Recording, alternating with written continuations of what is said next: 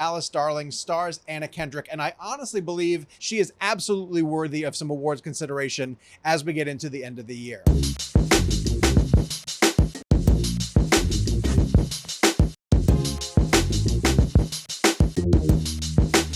Hey guys, it's Sean O'Connell, the managing editor here at CinemaBlend, and I am at the 2022 Toronto International Film Festival, bringing you reviews from the coolest movies that we've been able to see up here. And I wanted to put this unexpected gem on your radar. I went into it not knowing what to expect and came out of it absolutely loving it, primarily because of Anna Kendrick. It's called Alice Darling, and I'm going to tell you all the reasons why I think it works so well right now.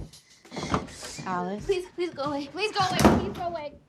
All right, as I mentioned, this new movie, Alice Darling, stars Anna Kendrick, and I honestly believe that it features her career best performance. I generally like Anna Kendrick in almost all the films that she's in, but she brings that sort of personality that we have expected from her now at this point. A little bit snarky, a little bit self-deprecating, and this is a complete departure for her. She's playing the main character, Alice, who is part of an emotionally abusive relationship. Though she's so entrenched in the relationship with this man, Simon, that she's dating, that she doesn't actually notice the harmful things that are happening to her. And it's only when she goes away on a weekend retreat with her two best friends and has to go through all of the hurdles just to lie to Simon to be able to go away with her friends, that it starts to dawn on her that the relationship she's in isn't normal, and that the red flags that have been popping up all over the place are things that she's starting to ignore. And when we sat down with Anna Kendrick to talk more about this movie while we were here at TIFF, we talked about the importance of making sure that there were no clear-cut heroes or villains in this complicated story.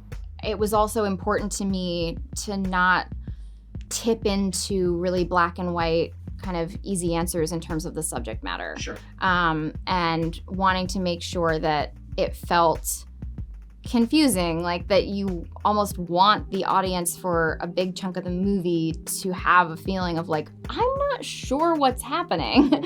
I love the fact that she's taking a big swing with this material, and it fits her perfectly because we're seeing Anna Kendrick sort of mature as a performer and find some of the subtle ways that you can convey different emotions through small glances and minor acting choices that I think really set this apart from the type of drama that it could have been. It keeps it from becoming like an over-the-top sort of Hallmark Channel movie of the week type of movie about a stalker boyfriend or someone who's being emotionally abusive, and really roots it in something that's human and relatable, and it's all because of the way that Anna Kendrick performs this.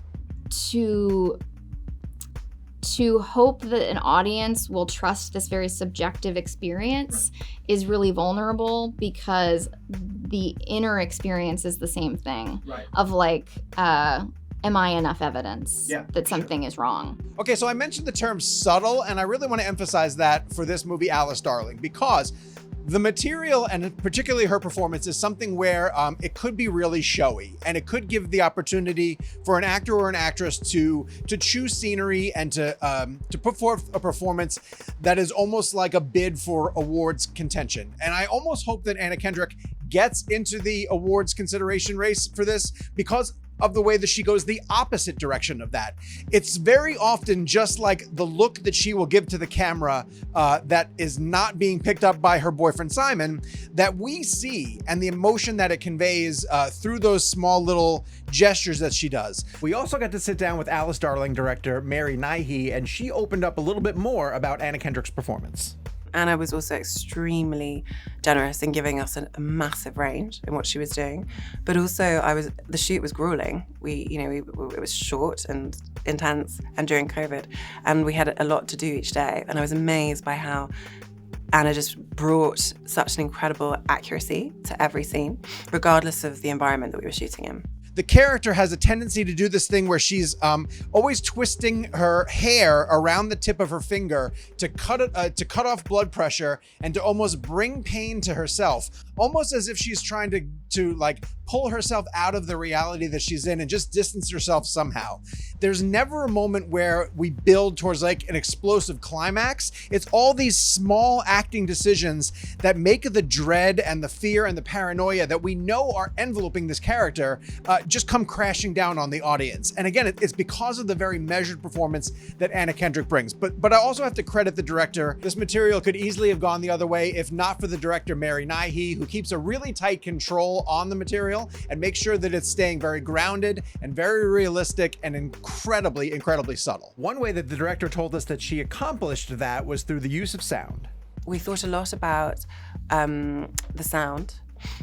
Absolutely. And also about these tiny little flashes that we dot through the film, which start out as quite ambiguous and give you a sense that something's off, but they're not very clear, they're not full scenes, so you don't quite know what's wrong. Right. And we thought about planting those throughout and making them gradually more transparent, so you have an increasing sense of what Alice is frightened of. When I met the editor, Gareth C. Scales, who's brilliant, he talked a lot about the sound of the phone and how that we can all have that relationship to our phone, regardless of our relationship, that when you're dreading somebody contacting you, the sound of the phone can be incessant and it just doesn't stop and you don't know what it's going to be. And I think we tried to bring that through with the film. And also when the phone stops, we try to give people a bit of a relief.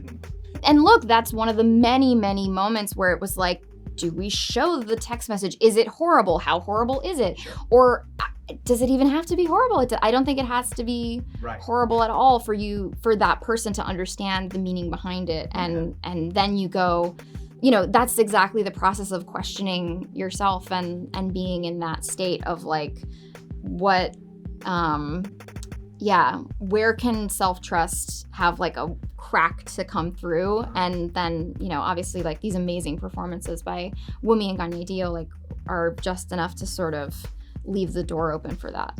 Alice Darling is one of those films that wasn't on my radar coming into the Toronto International Film Festival. I hope to be able to go over and see it, but there's so many big titles that you never really know what you're going to get to. Then a window opened up on my schedule, and I checked it out because of Anna Kendrick, who, like I said, I enjoy her performances and I wanted to see what this was all about.